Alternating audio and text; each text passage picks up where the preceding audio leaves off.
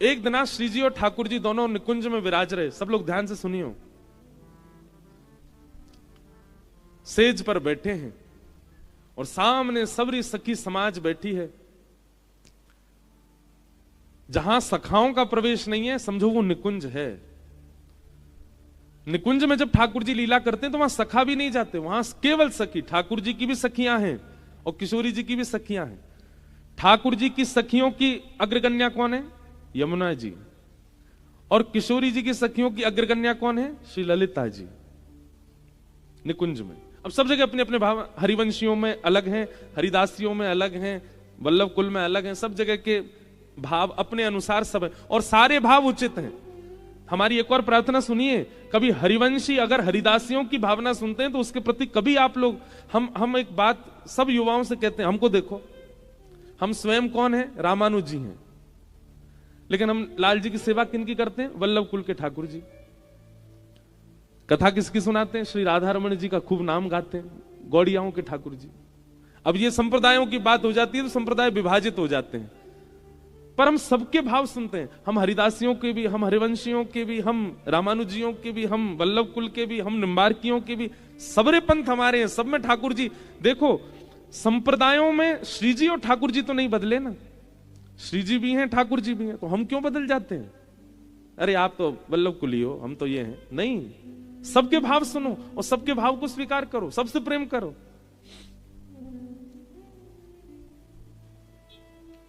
हमारा तो कभी कभी ऐसा भाव रह जाए कि आगे चल के हमारे परिवार में जब लोग बाग ज्यादा रह जाएंगे, हम तो सबरे संप्रदाय ने घर में रखेंगे। ये हरिदासी, हरिवंशी, वल्लभ कुली, रामानुजी, निम्बार की, और सबके भाव सुनो, सबके भाव एक से एक अद्भुत हैं। तो कहीं पर ललिता जी प्रधान है, कहीं पर विशाखा जी प्रधान है, हमारे वल्लभ कुल में यमुना जी प्रधान है। तो ठाकुर जी की सखियां कौन है? उनकी अग्रगण्या कौन है? यमुना जी।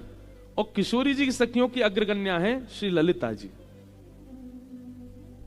आज सुंदर सेज पर ठाकुर जी और किशोरी जी दोनों विराज रहे हैं। इन दोनों में कभी प्रतिस्पर्धा नहीं आवे। ये तो एक दूसरे को देख करके यूं और विचार करें कि अगर ये ज्यादा सुंदर लग रही है तो मैं इनको और सुंदर बना दूं, और किशोरी जी को लगा ठाकुर जी सुंदर लग रहे हैं तो इनको और सुंदर। उनमें प्रतिस्पर्धा नहीं, पर सखियों में आ जाती है, कौन ज्यादा सुंदर लग रहा है। बे लग रही है, बेसर कायते के नासिका में श्री जी ने धारण करी है, यही बेसर है। कौन की अतिनी की, कौन की ज्यादा बढ़िया लग रही है? ठाकुर जी और श्री जी दोनों में होड़ लगा दी है, कौन ने?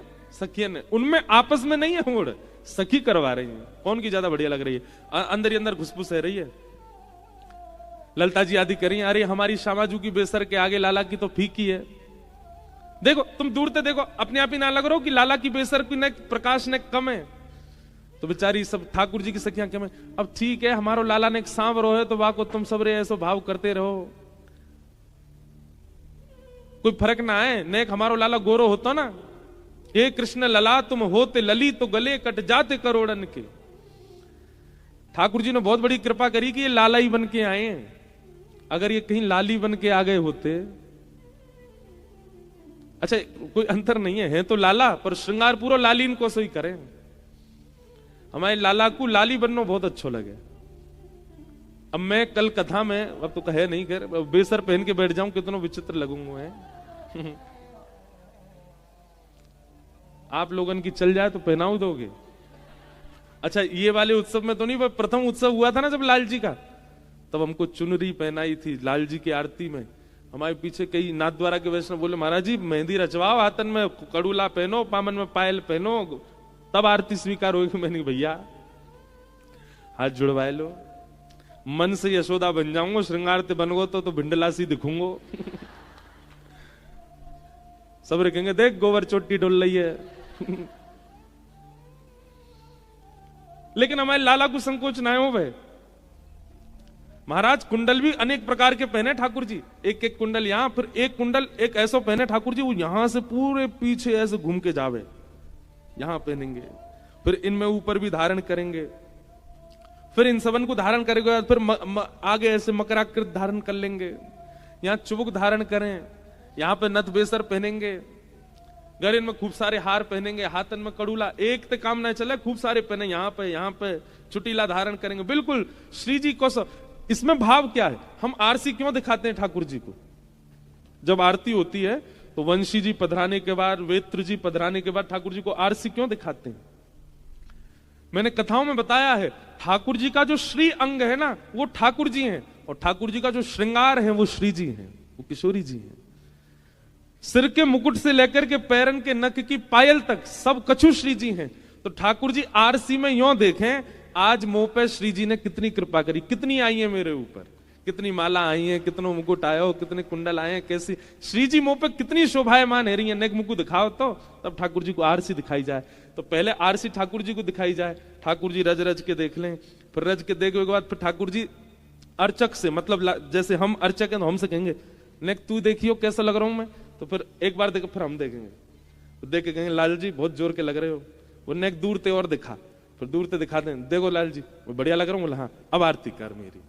तो ठाकुर जी जब प्रसन्न हो जाते हैं कि हाँ श्री जी खूब आई है मुंह पे, कई बार देख के लगे इतनो श्रृंगार, इतनो भारी श्रृंगार छोटे से ठाकुर जी को, जितनो भारी श्रृंगार उतने ठाकुर जी प्रसन्न हो, वाह आज श्री जी बड़ी रीझी है मुंह पे, देखो कैसी आई है ऊपर से नीचे तक भरी भई है। तो श्रृंगार जो है वो श्री जी है और रूप जो है वो ठाकुर जी है। और ठाकुर जी आरसी में अपने ऊपर श्री जी कितनी पधराई गई हैं वही को देखें, एक एक माला को ठाकुर जी गिने, उतने प्रसन्न हूं मैं वास। बेसर देखी ललता जी के नेत्र सजल है गए, क्योंकि ठाकुर जी की बेसर अद्भुत लग रही है। जैसे ही नेत्रन में अश्रुबिंद देखे ठाकुर जी समझ गए इनको मेरी बेसर बढ़िया लग गई है, और कहीं इनने मेरी प्रशंसा कर दी तो कहीं श्री जी मान नहीं कर जाए। तो ललता जी मध्य में बैठी हैं, तो ठाकुर जी ने ऐसे गलवैया डाली ललता जी के ऊपर, और ललता जी के ऊपर गलवैया डाल के अपनी उंगली से ऐसे उनके कंधा पे खुजान लगे, और मानो जैसे इशारों कर रहे हूं, बोले मुझे पता है लगी तो बढ़िया मेरी रही है, पर बड़ाई श्री जी की करी हूं, श्री जी की प्रशंसा करी हूं। ये भी एक परस्पर प्रेम है श्री जी और ठाकुर जी को, कि अगर ठाकुर जी को कोई चीज प्रिय लग जाए तो ठाकुर जी ये चाहें कि प्रशंसा श्री जी की हो, चाहे कैसो भी मेरो भाव मेरो श्रृंगार कितना सुंदर हो, प्रशंसा श्री जी की करो। कई लोग ठाकुर जी के सामने जामे, अरे लाला बड़े प्यारे लग रहे हो, बलिहारी जाऊं कितने सुंदर लग रहे हो, ठाकुर जी कह रहे हैं मेरी मत करे, श्री जी की कर। लाडली जी को गुण मुख को बता। कोई बिहारी जी जाए और बिहारी जी जाके कहे अरे ठाकुर जी आप तो चोखे लग रहे हो, पर श्यामा जी आज हमारी बरसाने में ऐसे रंग में विराज रही हैं, ऐसी सुंदर लग रही हैं। ठाकुर जी खड़े खड़े प्रसन्न रह जाते होंगे, वाह भैया असली दर्शनार्थी तू आयो, यहाँ आके श्री जी को यश सुना रहो है, यहाँ के श्री जी के भाव सुना रहो है। ठाकुर जी के सन्मुख ठाकुर जी के भाव सुनाने से ठाकुर जी इतने प्रसन्न ना हो, श्री जी के भाव सुना। तो ललता जी बोली भैया देखो श्रृंगार सबरो सुंदर है, श्रृंगार बहुत मधुर है, पर कछु एक सरस लली की बेसर। का कही? बोले बेसर दोनों की सुंदर है, पर नेक ज्यादा सुंदर हमारी श्री जी की है। और ये सुन के ठाकुर जी तो खड़े हो गए, बोलो जय हो हे श्यामाजू, आपके श्रृंगार के आगे आज मैं हार गयो, आप तो बड़ी सुंदर लग रही हैं। सब सखी जय जयकार करने लगी, वृषभानु दुलारी की जय, किशोरी जी की जय हो, हमारी लाडली की जय हो। पर श्री जी को श्रम हो गया, श्री जी उदास हो गए। क्यों? यहां लाल जी चाह रहे हैं श्री जी को यश हो, श्री जी को यूं लगे कि मेरो यश काय को गा रहे हैं, लाल जी को यश गाओ। ठाकुर जी ललता विशाखा बोली, बोले देखो इतनी प्रशंसा कर दी, फिर वो देखो रूठ गई हैं। ठाकुर जी बोले एक तो इनकी पतो ना चले कब रूठ जाए, मोह तो यूं लगे मेरी प्रशंसा है जाएगी तो नहीं रूठ जाए, अब इनकी प्रशंसा आएगी तो रूठ गई है। ठाकुर जी गए, बोले हे श्यामाजू कहा भयो? बोले मोकू ये विलग विलग भाव जो सखीन के चित्त में प्रकट हो, मैं आपके लिए विलग मेरे काज विलग, या से मोकू बड़ो श्रम होवे। ये हम दोनों के रूप में, स्वरूप में, लीला में, श्रृंगार में इतनी प्रतिस्पर्धा क्यों करें सब सखी? हे श्याम सुंदर कोई ऐसी योजना बनाओ, बेसर भी एक है जाए, गले के हसली भी एक है जाए, माला भी एक है जाए, कड़ूला भी एक है जाए, वस्त्र भी एक है जाए, पटका भी एक है जाए, श्रृंगार भी एक है जाए, फिर प्रशंसा केवल एक की नहीं हो, दोनों की एक संग हो। किशोरी जी के या भाव को सुनकर के ठाकुर जी बोले, जो आज्ञा श्री जी, अगर आपकी ऐसी भावना है तो आज रास में एक ही रह जाएंगे।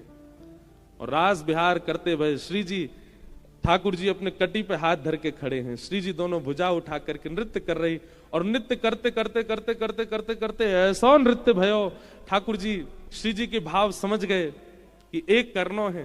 तुरंत श्री जी के समीप गए और समीप जाकर के जैसे श्री जी को अपने सन्निकट बुलायो, दोनों ऊर्ध भुजान में थे।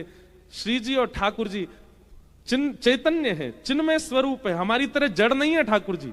हमारे बगल में कोई आ जाए हम बस टकरा जाएंगे, पर ठाकुर जी ऐसे थोड़ी है। ठाकुर जी चिन्मय है, चिन्मय ठाकुर जी, चैतन्य ठाकुर जी। जैसे एक दूसरे के समीप आए, आधे आधे एक दूसरे में प्रविष्ट रह गए और श्रीनाथ रूप प्रकट है गए।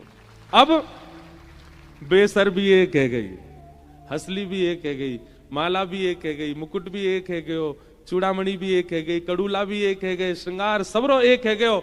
अब ठाकुर जी बोले, अब गाओ कौन की अतनी की बेसर, कौन की ज्यादा सुंदर है बताओ।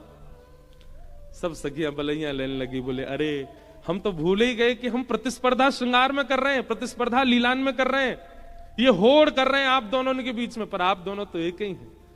तो सखीन की जो ये होड़ है, वह होड़ को समाप्त करने के लिए श्रीनाथ जी प्रकट भय, एक ही रूप है गए दोनों।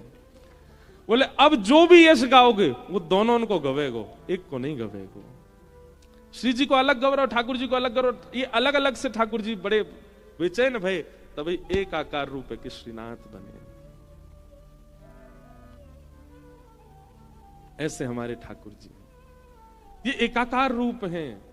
कल मुझसे कोई बोलो, नाथ द्वारा को व्यक्ति बोलो, महाराज जी हमारे नाथ द्वार में ब्रजमंडल से ठाकुर जी तो आ गए, श्री जी कब आएंगी?